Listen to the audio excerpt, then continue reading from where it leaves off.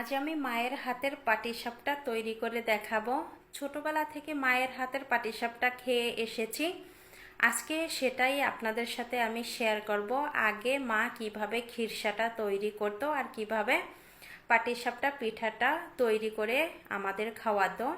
নমস্কার, সবাইকে স্বাগত জানাচ্ছি নতুন আরও একটি রেসিপি দেখার জন্য।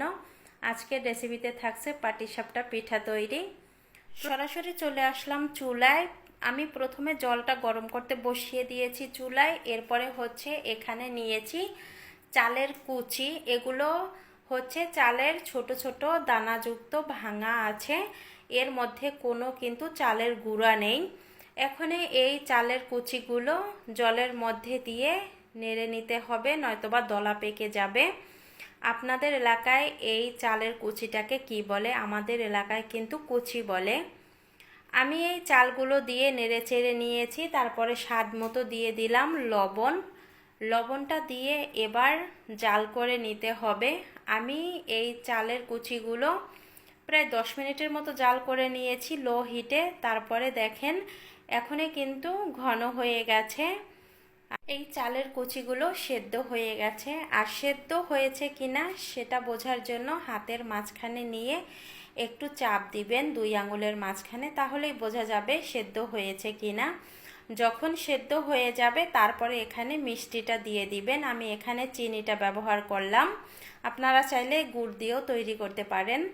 এখন চিনিটা দেওয়ার পরে কিন্তু এই কুচিগুলো একটু পাতলা হয়ে যাবে। জাল করে আবারও ঘন করে নিব। ঘন করে নিয়েছি। এখন এই যে নামানোর আগে এখানে দিয়ে দিলাম জাল করা দুধ। দুধটা দিয়ে আমি এই চালের কুচির সাথে ভালোভাবে মিশিয়ে আবারও কিছুক্ষণ জাল করে এই খিরসাটা আমি ঘন করে নিব। আমার মা কিন্তু এভাবেই দেখতাম ছোটবেলায় তৈরি করত। খিরসাটা তৈরি হয়ে গেছে, চুলা থেকে নামিয়ে নিয়েছি। এবার এখানে নিয়েছি শুকনো চালের গুঁড়া। গুঁড়ার মধ্যে দিয়ে দিলাম স্বাদ মতো লবণ। আর পিঠাটা সফট করতে সাহায্য করবে ময়দা, এজন্য হাতের 1 মুঠো দিয়ে দিলাম ময়দা। চালের গুঁড়া আর ময়দাটা আমি একটু ভালোভাবে মিশিয়ে নিচ্ছি। মিশিয়ে নেওয়া হয়ে গেলে তারপরে এখানে আমি দিয়ে দিচ্ছি গরম করা দুধ। এখানে আমি কুসুম গরম দুধ দিয়েছি।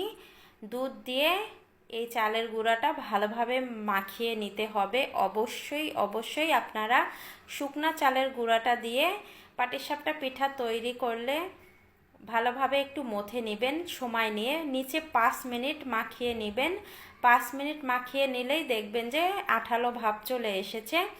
আঠালো ভাব আসার পরে এখানে দিয়ে দিচ্ছি মিষ্টি। যেহেতু আমি খিরসায় মিষ্টি দিয়েছি, এজন্য এই চালের গুঁড়ায় মিষ্টিটা আপনারা আপনাদের টেস্টের উপর ডিপেন্ড করে দিবেন।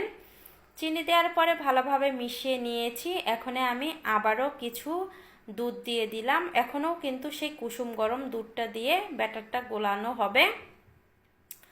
এভাবেই কিন্তু আমার মা এই যে এখানে কিন্তু কখনোই গরম জল দিত না, দুধ দিয়েই এই চালের গুঁড়াটা গোলানো হতো। গোলানো হয়ে গেছে। এবার আমি চুলায় চলে আসলাম।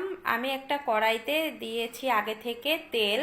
তেলটা ব্রাশ করে নেওয়ার পরে হালকা আছে গ্যাসের ফ্লেমটা আমি রেখেছি। তারপরে এখানে 1.5 চামচের মতো ব্যাটার দিয়ে আমি একটু সমান করে নিচ্ছি। চারপাশটা সমান করে নিয়ে যখন এই পিঠাটা একেবারে সেদ্ধ হয়ে যাবে তারপরে এখানে দিয়ে দিতে হবে খিরসা। আমি উপর দিয়ে খিরসা দেওয়ার পরে এখন হচ্ছে এভাবে একটা খুন্তির সাহায্যে লাগিয়ে এপাশ থেকে ওপাশে নিয়ে যেতে হবে, তাহলে কিন্তু পিঠাটা খুব সুন্দরভাবে চলে আসবে। এই তো আমার এই পিঠাটা তৈরি করা হয়ে গেছে। দেখেন কত সুন্দর হয়ে গেল পিঠাটা। এবার এপাশ ওপাশ করে একটু ছেঁকে নিয়েছি। আর অবশ্যই একটু এপাশ ওপাশ করে ছেঁকে নেবেন, তাহলে ভালো হয় পিঠাটা। এবার আমি পিঠাটা নামিয়ে নিব। পিঠাটা নামানো হয়ে গেছে। এবার আরেকটা পিঠা দেওয়ার জন্য এখানে একটু তেল ব্রাশ করে নিচ্ছি। তেলটা ব্রাশ করার পরে আমি এখানে 1.5 চামচের মতো দিয়ে দিলাম ব্যাটার দিয়ে আমি আবারও সমান করে নিচ্ছি। সমান করে যখন এই চালের গুঁড়াটা সেদ্ধ হয়ে যাবে তখন আমি খিরসাটা দিয়েছি। খিরসাটা দিয়ে এবার আমি এপাশ থেকে ওপাশ পর্যন্ত এভাবে নিয়ে আসব। তাহলেই কিন্তু খুব সুন্দরভাবে পাটিসাপটার শেপটা চলে আসবে। এই পিঠাটাও তৈরি করা হয়ে গেছে। সবগুলো পিঠা আমি সেমভাবেই তৈরি করে নিব, তবে আপনাদের সাথে আমি 4টা পিঠা শেয়ার করলাম। দেখেন পিঠাগুলো কতটা সুন্দর হয়েছে, আর পিঠাটা কিন্তু খুবই সফট হয়েছে। আমি একটু হাত দিয়ে দেখাচ্ছি। আজকের ভিডিওটা আমি এখানেই এন্ড করলাম।